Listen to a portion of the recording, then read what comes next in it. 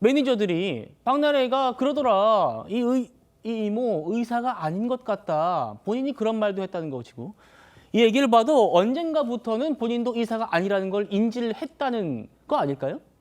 네, 그거에 대해서 만약에 박나래 씨가 인지한 시점이 언제인지 모르겠지만 인지한 후에도 계속적으로 편의에 의해서건 어떤 이유에 의해서 자기가 의료 시술을 맡겼다면 그건 역시 본인이 그걸 방조하거나 그렇죠. 공유했다는 거에 대한 혐의를 벗을 수는 없게 되겠죠. 다만 그렇다면은 이거에 대해서도 그 입장이 구체적으로 나왔을 겁니다. 어느 순간 알았다. 근데 안 순간부터는 당연히 모든 의료 시술을 멈춰야 되는데 최근까지도 그러지는 않았던 것으로 보입니다. 그래서 본인은 현재까지 끝까지 이 사안을 몰랐던 방향으로 계속적인 주장을 내놓고 있는 것으로 보입니다. 예.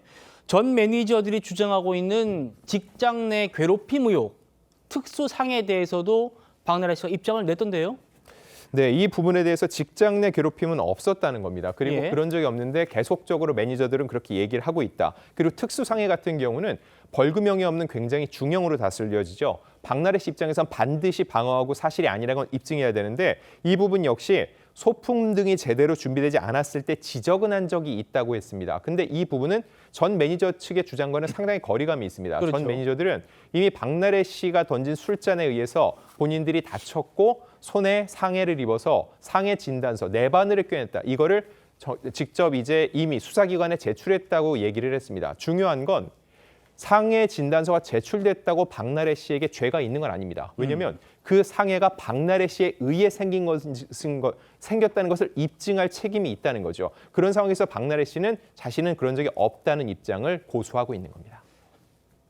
안 기자님께서 이 특수상해 부분, 그러니까 이 매니저들의 피해 정도 이 부분을 아주 구체적으로 취재하셨지 않습니까? 네. 그런데 박나래 씨는 사실이 아니다라고 하고 있어가지고 취재하신 기자 입장에서 이 좀 상충되는 이 진술들을 어떻게 바라보고 계십니까? 근데 지금 대부분의 이야기가 박나래 씨와 전 매니저의 입장은 상충되는 겁니다. 예. 그리고 또 하나 말씀드리는 건 다시 한번 말씀드리지만 현재 나와 있는 저 인터뷰는 한 달 전에 진행이 됐습니다. 그런데 상해 진단서를 제출했다. 이게 알려진 건 불과 2주 전이라는 거죠. 즉 대외적으로 상해 진단서 네 반을 꿰매는 일이 있었다는 주장이 나오기 전에 한 언론 인터뷰에서 얘기를 했기 때문에 본인이 그런 내용에 대해서는 알 수 없었고 구체적인 반박은 할 수 없겠죠. 그래서 지금 내용도 보면은 특수상해 역시 사실이 아니다 정도만 얘기하고 있지 네. 왜 사실이 아닌지에 대해서 구체적인 어떤 물증이나 정황 증거를 대지는 않고 있는 거죠. 그렇군요. 그리고 이번에 공개된 이 미공개 인터뷰에서 눈에 띈 부분은 새벽 회동 이후에 뭐 매니저 측에서 합의서를 보내왔더라라는 부분인데 이것도 우리 안 기자님이 취재를 많이 하셨었어요. 양측의 그 합의서를 봤을 때 명시적으로 뭐 합의금 5억 박나래 씨 측에서 받은 적은 없다 이렇게 말씀 주셨는데 박나래 씨가 새로운 얘기를 하는 것 같습니다.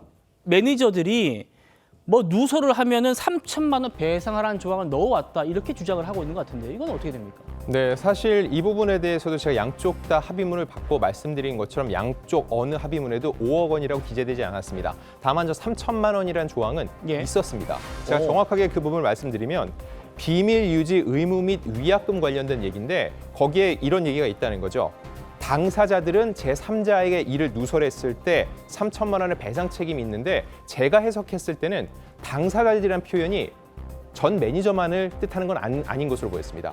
일단 이 합의는 이루어지지 않았죠. 결국 법적 효력은 없습니다. 근데 주고받는 과정에서 당사자들이 제3자에게 유출했을 경우 회당 3천만 원의 배상 책임이 있다 하면은 그 당사자가 그 박나래 씨만을 뜻하는 건 아니고 매니저들 역시 합의 후에 입을 열면은 똑같이 적용되는 내용이라 볼 수 있고 그 외에도 비밀유지 조항 관련해서 만약에 이 후에 관련된 얘기를 했을 때는 수억 원의 배상금을 낸다는 내용까지도 포함된 걸 확인했습니다. 그렇군요. 알겠습니다. A부터 Z까지 양측의 입장이 일치하는 게 없어요.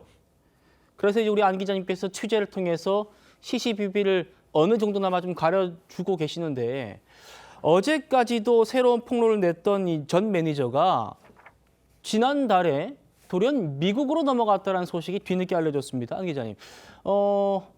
최근 이제 이 박나래 사태를 또 집중적으로 다루고 있는 한 유튜버는 전 매니저가 무슨 도망을 갔다 이런 취지로도 얘기를 하고 있던데 이건 사실관계가 어떻게 됩니까?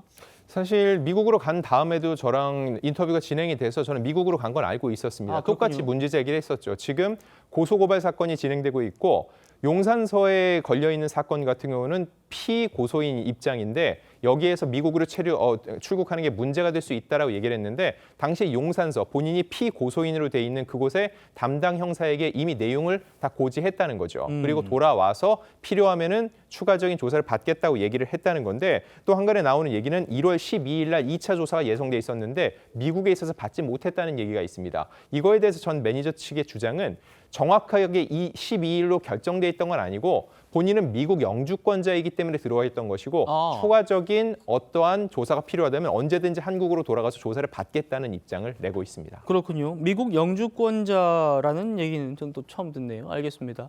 우리 안 기자님께서 또 집중 취재하고 계시는 박나래 사태 관련 내용부터 짚어봤습니다.